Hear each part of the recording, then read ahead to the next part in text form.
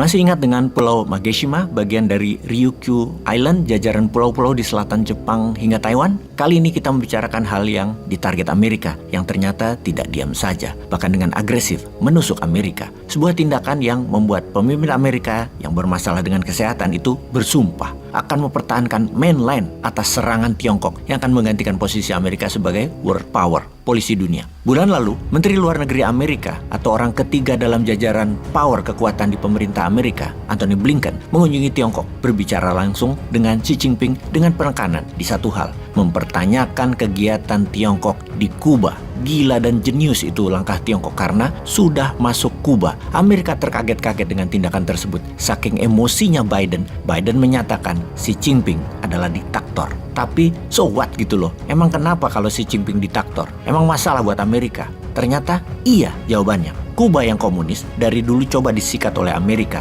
coba ditaklukkan. Sejak zaman Fidel Castro berkuasa selama 52 tahun, sejak tahun 1959 hingga tahun 2011, sudah 11 presiden Amerika dari Dwight Eisenhower sampai Obama, Kuba coba ditaklukkan.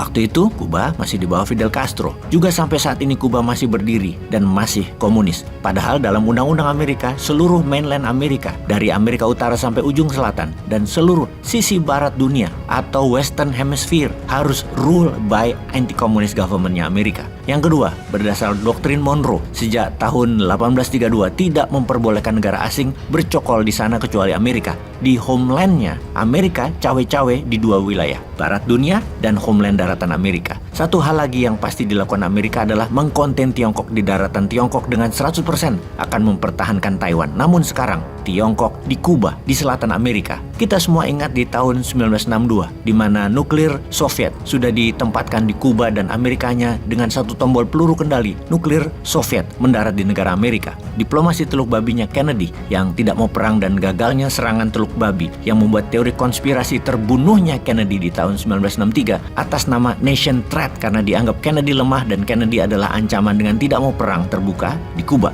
antara Amerika dan Soviet. Beda dengan Biden yang dicokok hidungnya oleh kaum industrialis militeri kompleknya Amerika. Perang bagi Amerika adalah kepastian, tinggal di mana dan kapan, itu saja. Sekarang Tiongkok membangun sarana latihan perang di Kuba. Amerika terkejut. Tiongkok sudah masuk Kuba sejak 4 tahun yang lalu pakai diplomasi dagang, namun barang militer diselipkan. Itulah Tiongkok. Tidak heran bersama Blinken di Tiongkok, kapal patroli Tiongkok Coast Guard-nya Amerika melayari Selat Taiwan yang bagi Tiongkok itu provokasi Amerika. Namun bagi Amerika itu mengatakan hanya kegiatan rutin. Amerika berusaha membelah perhatian Tiongkok termasuk selama 6 bulan ini. Amerika bergerak di Ryukyu Island, kepulauan selatan Jepang. Tetap saja Amerika colongan dengan 4 tahun ternyata Tiongkok sudah ada di Kuba. Yang menarik karena baru 3 bulan terungkap oleh Amerika berapa besar fasilitas Tiongkok di Kuba, berapa banyak personel militer Tiongkok di Kuba, apa saja senjata tersedia, fasilitas dan training camp di Kuba. Dunia masih gelap, namun masif sekali kegiatan di sana. Pengamat militer Amerika mengatakan Tiongkok mengaktifasi nuklir sisa-sisa Soviet yang mana cadangan uranium di Kuba jumlahnya sangat besar.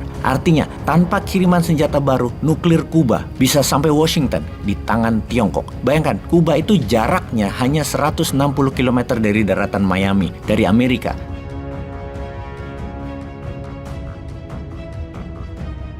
Artinya sama dengan jarak antara Selat Taiwan yang memisahkan Pulau Taiwan dengan daratan Tiongkok, 160 km juga.